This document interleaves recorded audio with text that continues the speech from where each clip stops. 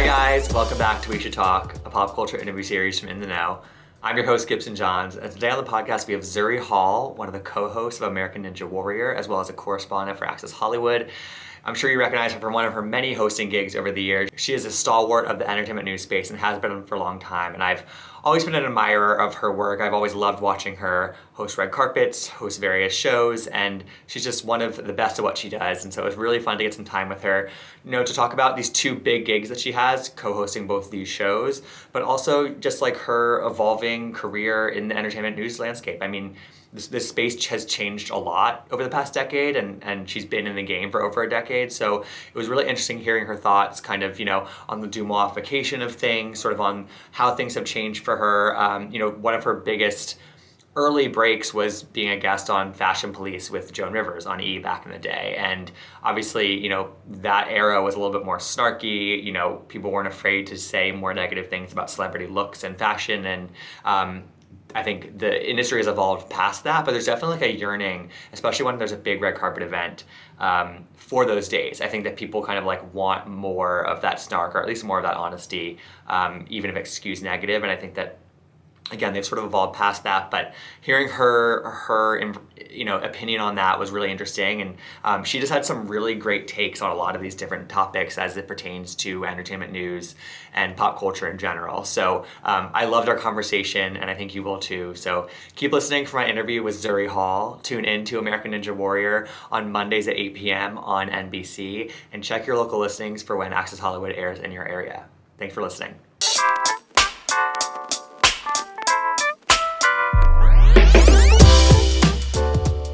All right, so we are here with Zuri Hall, one of the co-hosts of American Ninja Warrior, set to premiere this week on NBC. Also one of the co-hosts of Access Hollywood.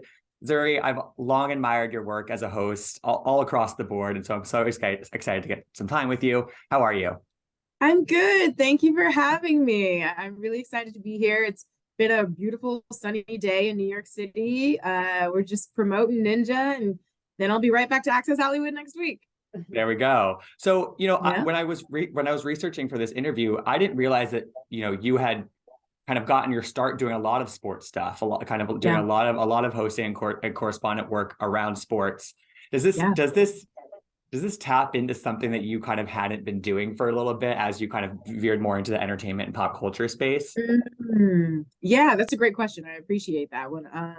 It does, absolutely. When I first got my start, I was in local news. So I started in local TV, won a competition to become the face of a local television station in Indianapolis, and things just kind of took off. The momentum really built in an incredible way. And not long after I landed in Indy, they were asking me to audition to MC for the Indiana Pacers, the NBA team there. I got that job, and I had two and a half incredible seasons with the Pacers.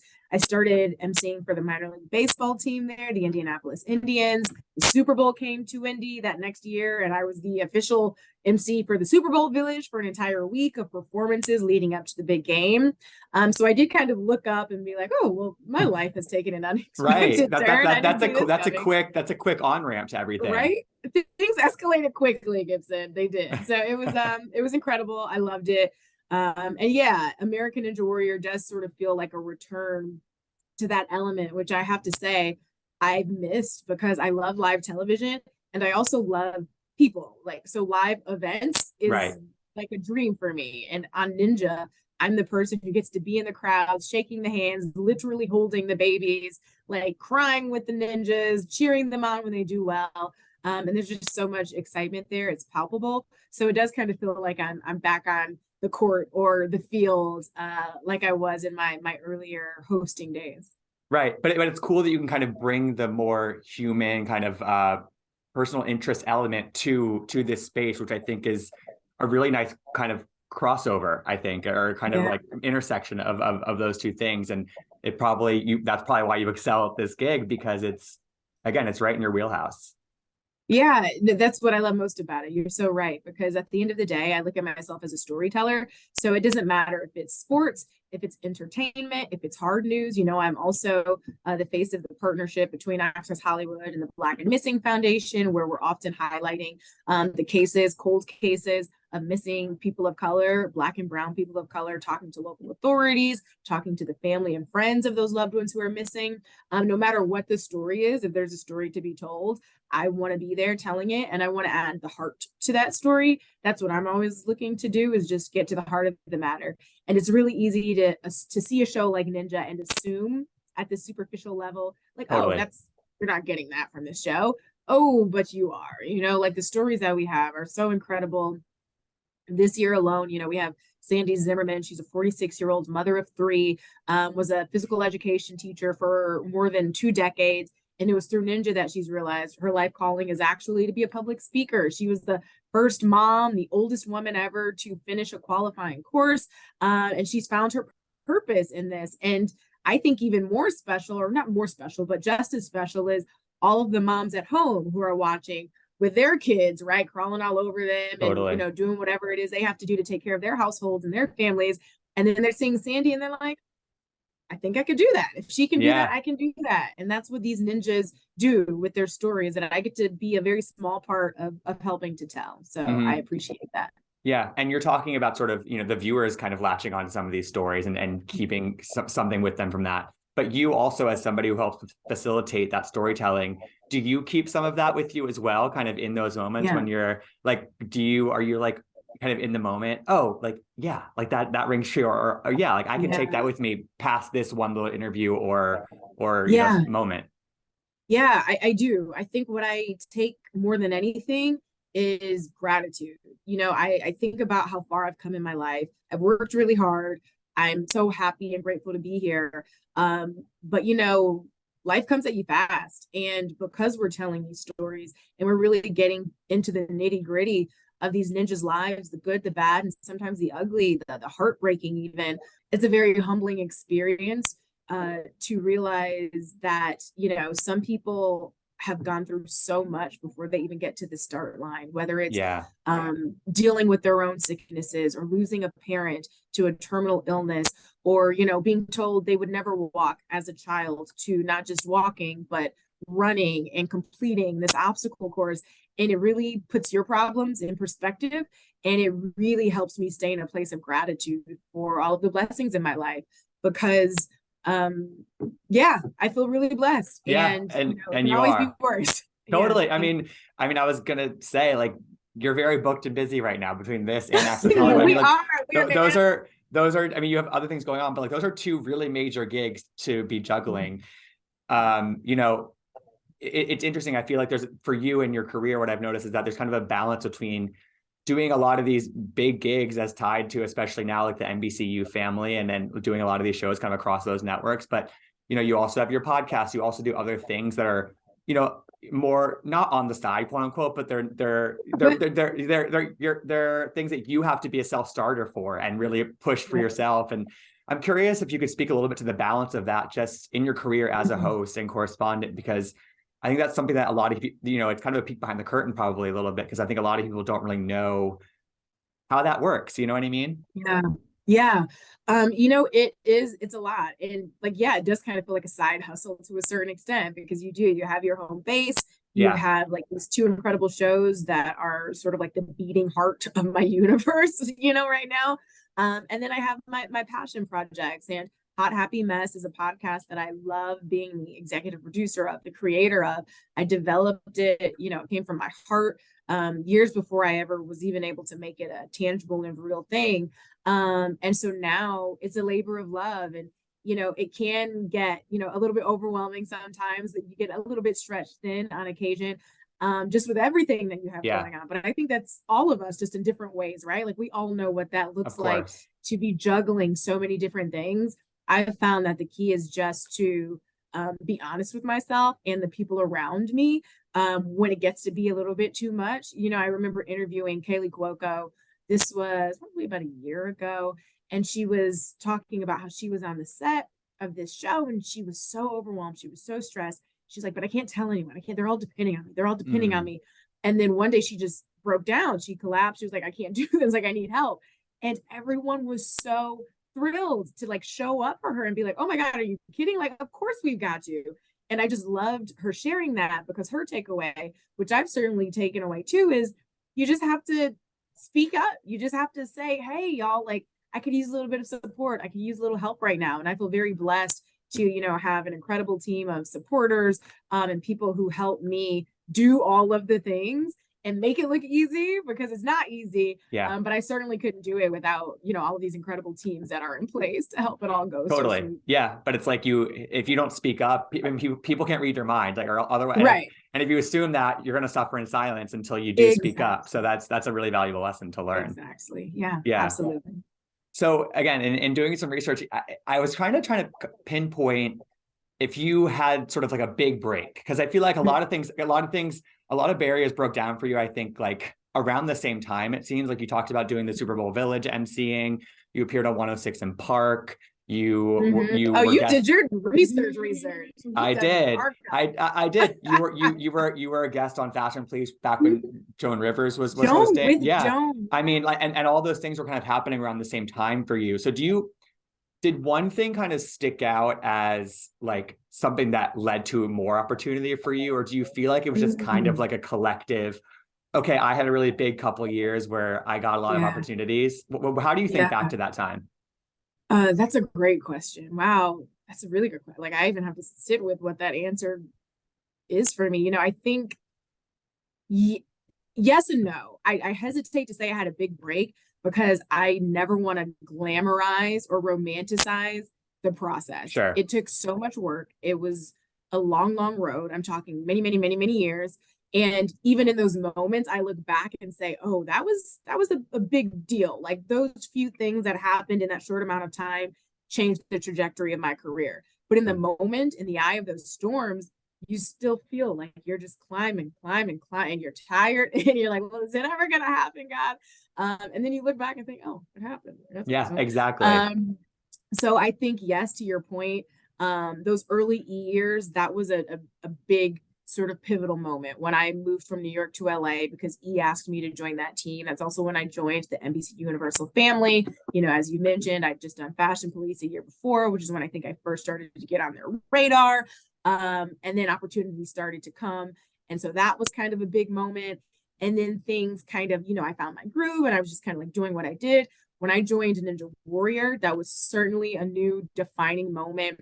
I think every few years, something sort of big happens, or it feels like the universe is sort of conspiring to like take you to that next level. To be honest with you, I feel it, like it's almost tangible. That feels like it's happening now. I won't jinx anything. Let me knock on all the wood. Knock on wood. But I do feel like this is another one of those chapters for me, and I'm just so grateful for everything that's been coming and these experiences, because like, it's not lost on me that none of it is promised, none of it's guaranteed, and I'm just so grateful. And now that I can look back and say, oh, that's what that was, I can feel it when it's happening again, which also allows me to be just present in it and not be like, oh, more, climb. I'm like, no, this is it. Like, I am where I want to be. I will take this. Yeah, absolutely. I'm curious if you could just reflect a little bit on the Fashion Police moment specifically, because I feel, you know, the Met Gala just happened about a month ago. And, you know, every time a big red carpet event rolls around, I kind of notice some of the chatter and the comments online just around the whole thing is like, there's this like yearning for that time, I think, where Joan Rivers sort of reigns supreme. And obviously the commentary could get a little mean a lot of the time, but it also, you know, she was being very honest and she wasn't mincing words, and she was openly critical of celebrities and what they wore. And I think that's something that people have strayed away from in recent years, especially. I think it's that they've tampered down on that a little bit. And I'm wondering if, like, since you experienced sort of the sort of end of the Fashion Police era, if you could speak to sort of that change over the years and like what you think it says about people that they sort of miss some of that. You know what I mean? Like, I'm curious if you could speak to that a little bit. Yeah, you know, it's interesting, and you're right. Like, the tide has certainly turned and things are evolving. I'll be honest, like, for me, being a girl from Toledo, Ohio, who is very Midwestern and very proud of it, I'm a big on kindness is cool. Of like, course. That's always been my thing, right? Like, even when I guest hosted Fashion Police, first of all, Joan was the nicest human ever. I was this newbie, so green, didn't come with my own glam team. I didn't even know that like you had to book your own glam team. That's just how clueless I was. I come to the show and I'm just sitting in this dressing room by myself. And Joan walks by and she pops her head in because it's like, why is this girl? Isn't she co-hosting the show today? Where are her people? And so she literally goes, where are your people? Don't you need? And I was like, people? I don't have any people. She's like, who's doing your glam? Who's doing your makeup? I was like, was I supposed to bring anybody? I don't know. I just came in my little dress ready to roll. And she was like, oh, no.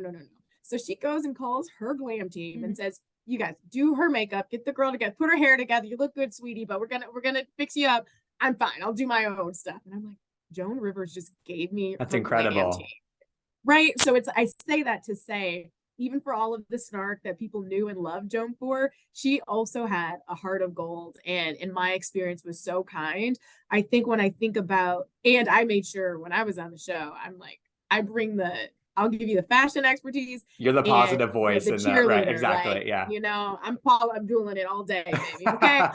So that's just my vibe. That's genuinely how I am. I agree with you. I think as we evolve as a society, we're just so fatigued by the criticism. And I get that some people want like the fun of the snark, but it's a delicate dance. And there are a few people who can do it really well, who can toe the line of like just enough shade to where it's fun, but it's not mean spirited. And I think there's a world where we can land there. And so it's like anything, the pendulum swings very sharply one way and then the other way. And then in a perfect world, it slows down and you kind of find the happy medium where you can get a little bit of both. So I'm thinking that it's starting to slide a little bit back towards the middle. Yeah. I think that's a really apt, I think, observation. You know, you've been involved in the entertainment news, pop culture space for over 10 years now. And I'm curious if there are any other big changes that you find particularly notable or have really impacted your job or your career over the past 10 years. And then kind of looking forward, is there anything you see sort of on the horizon as like being the next big change that we might see? Yeah, you know, my colleagues and I joke about this all the time.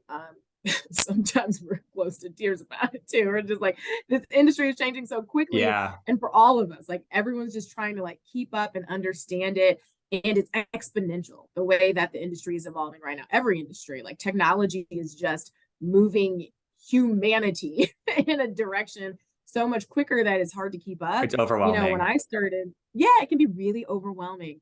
And so when I started in entertainment news, you know, you had your big go-to entertainment news shows and you had to watch those live shows or weeknights at a certain time to get the information about the celebrities that you knew and loved. That's changing, right? Like now we all have social media. You can go to your favorite A-listers Instagram or Snapchat or TikTok, and they'll tell you in real time what they did today. You don't have to wait necessarily. And so I think it just brings a really unique opportunity for us to rise to the occasion. How do we meet the viewer where they are? How do we give them what they want? How can we be additive? You can see, you know, the behind the scenes stuff on TikTok or whatever it is, but we still get those incredible exclusives. We still get A-listers who want to break significant news with us. We're still the only ones flying to London or Dubai or Hawaii to be on set for these really special moments. So leaning into that.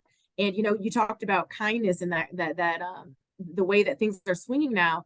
I think it really works. It certainly has worked in my favor. I think it's worked in our show's favor and Access Hollywood's favor to really look at ourselves as friends of these stars, friends of these actors and singers. And it's a safe space to come to talk and share your truth. But we're not looking, I certainly am not looking for like the gotcha moment, right? Like I don't feel good tricking anyone into telling me anything. I want to create a culture or an energy exchange that makes you feel safe to want to share it and not be bracing, you know, with, oh God, I just said this and this and this and God help me. So I think approaching it that way continues to build trust with our celebs.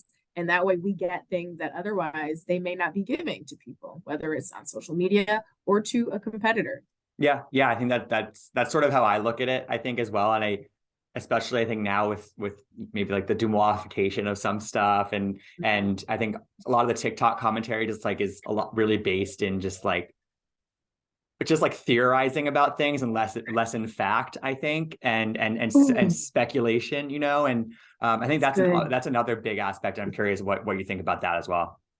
I'm glad you brought that up because, yeah, at the end of the day, that might arguably be the biggest thing that we offer is credibility. At the end of the day, this is news, it's entertainment news, and we take that very seriously. It's really easy to get on social media, with a microphone or you're uploading and be speculative or, Right. gossip or be like, oh, we heard this, but whatever.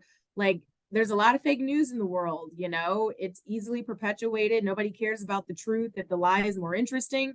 And so now more than ever, people need trusted sources. We're seeing that in hard news, right? When it comes to politics and conversations like that. I think the same is true in entertainment news. If you see it on our show, by the time it's gotten there, if there's nothing else you can do, you can trust that it's been fact checked, that we've reached out to sources. We've given people an opportunity to make statements about whatever it is we're going to run. We run this as the news organization that it is. And so that reliability and that credibility becomes more important in an ever changing age of technology when anyone can get online and say literally anything. Literally anything, and it can go Mm-hmm. everywhere and within Yep. minutes. Exactly. Yep. Yeah. Yeah. And, that sort of gets into, you have not, especially in recent years, I feel like, you're an ambassador for the Global Fund for Children. You were involved in a special that Bravo did with a bunch of NBCU personalities called Race in America that I remember watching when that aired.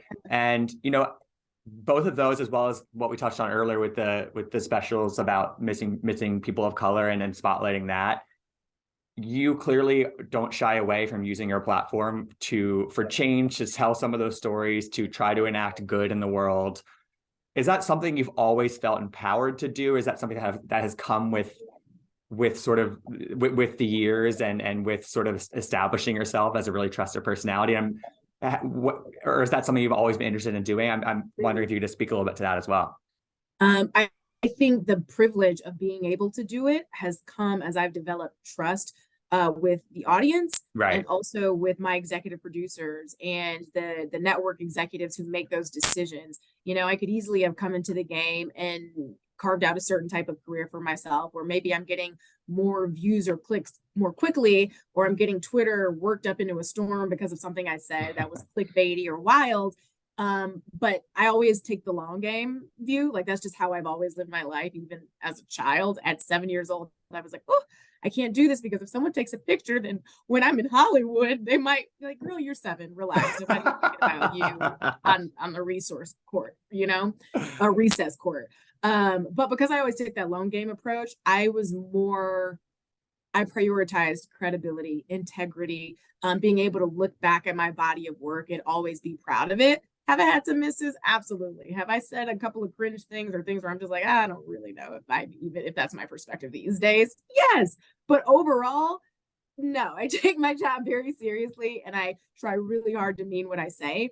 And I think over the years that built enough trust for people to start giving me opportunities to have more serious conversations. I've always been personally passionate about social impact, social justice, advocating for mental health, the power of the vote, especially the Black vote. I gave the keynote speech to my local hometown NAACP chapter about midterm elections and the Amazing. importance of being active in that. So I've always been passionate about it. I have a background in hard news. I anchored the evening news in Dallas, Texas, when I was still in local news before I ever went national. So by the time I got to Los Angeles, I had a credible news background in a working newsroom. I knew how to produce, write, pitch stories. I'd won an Emmy. I'd been nominated for an investigative reporting Emmy, my second one. And so by the time I got to Hollywood, I had a skill set that allowed people to trust me with the heavier stories too, which I take a lot of pride in. Mm-hmm. And you mentioned, in that answer, a couple of moments where like maybe something you said will blow up on Twitter or people will take it the wrong way or whatever. How do you handle those moments? Do you just not look at your phone? Do you, I'm Yeah. assuming I'm assuming it doesn't happen like super often with you, because I feel like, again, you mean what you say, and Yeah. you, like we said, you keep it positive for the most part, Mhm. but I'm Mhm. sure there are moments that get taken out of context. So how do you Oh, handle a moment like that?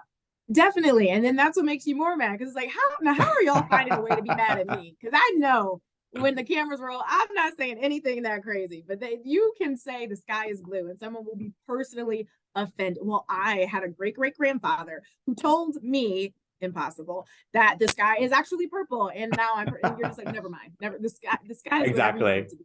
I couldn't care less. So at this point, I protect my peace by just not looking. I really don't. Like, sometimes I'll work myself up and I'll be like, okay, we're going on Twitter. We're about to do it. Zuri, just remember, no matter what you see, you know who you are, you know what you mean, and no one's going to sway that. And then we go and we look. And for the most part, it's overwhelmingly positive. But yeah, sometimes you get that negative comment or that comment under the photo, and it sticks with you more than 100 positive comments. Always. But I think it goes back to integrity, right? Just like knowing who you are and being so sure of that some random stranger on the internet is never going to have that type of power over me or how I feel about myself, because I used to give that sort of power away when I was young and in my early 20s, because you want to succeed, you want to be liked, you want to be approved of. But as I've grown, I've sort of gotten out of that people pleasing cage. And the person I most want to please is myself and the people I love, the people that care about me and actually know me. So when somebody if I told you, you're a dinosaur, you would blink twice and be like, okay, I guess, but you're not personally offended because you know the truth of who you are. You know the so truth. I think as I've gotten more confident in who I am, I've started to care much less. Yeah. And lastly, kind of going off that, I think, again, we've talked about how you're not in the business of tearing these people down or of trying to paint people in a negative light or do the gotcha moment. That's exactly how I approach things. I do a lot of stuff with Bravo talent that in the NBC family, and like I do try to keep it so positive. And I think that a lot of the times away from an interview camera or away from Twitter or something like that, people will be like, okay, but what do you really think? Or what do you?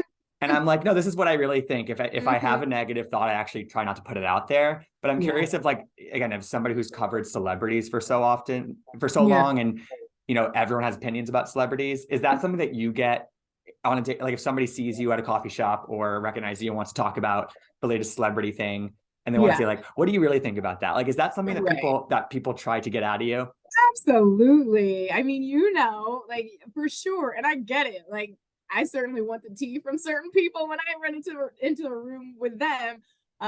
But I get a lot of, like, who's the worst celebrity or the meanest? Always. It's the number one question. Yeah. Or like, who was such a disappointment when you like met them? And I never, like, publicly, I'm never gonna give that information to a stranger. I just don't think it's appropriate. But I would be lying if I said with my best friends, if they're like, okay, keep it real. Of course. Like, trusted, safe space. Exactly. Safe space, trusted sources. The circle is tight. I'm talking back to Ohio tight. Okay. Like, came up from first grade on tight. Love it. But no, for the most part, I also, when I am interviewing these celebrities, even when you have a moment where you're like, ooh, I don't know if I love that, I take it with a grain of salt, because we all have bad days. I don't know what they were doing before they got here. I don't know what they're not looking forward to doing after. I have my moments where I'm not, operating at my best, or I'm exhausted, or I'm a little bit on edge. And I hope people will extend that grace to me. So I try to extend it to them. And also, going back to the mental health and the peace thing, it makes it easier for me if I can just let that go, and shrug it off to, they had a bad day, they had a bad afternoon. That has nothing to do with me and everything with them. It also humanizes them in a way where, I can never reduce anyone to one bad moment. So I can't say for sure if they're a terrible person. 100%. A jerk. Yeah, that's the perfect way to approach it. Well, Zuri, this has been so much fun talking with you. And again, I really just admire your career. And before we sign off, when can people watch American Ninja Warrior, listen to your podcast, do your plugs before we sign off? Yeah, so you guys can go binge old episodes of Zuri Hall's Hot Happy Mess wherever you get your podcasts. American Ninja Warrior, our new season 15, premieres June 5th, 8/7 Central on NBC. And it's this season, like, we are upping the ante. We have ninjas racing side by side for the first time ever. So it is just a fight to the finish. $1 million, obviously, on the line. Our mega wall is 18.5 feet high now. So we're just taking everything to new heights. It's incredible. And you guys are not going to want to miss it, because this season is like nothing I have ever seen in my 5 years with the show. It's such good summer TV. I feel like it's perfect for the summer. Yes, 100%. Yes, well, Zuri, thank you so much. Enjoy the rest of your week, and hopefully we'll talk soon. Gibson. Absolutely. Yeah. So nice to see you. Take care. You too. Thanks for tuning in to We Should Talk. I hope you enjoyed the interview. You can find out more about In the Know at intheknow.com. You can follow me, Gibson Johns, at Gibsonoma on Twitter and Instagram. And you can listen to all of our interviews, past and future, by searching We Should Talk wherever you get your podcasts. Hope to see you next time.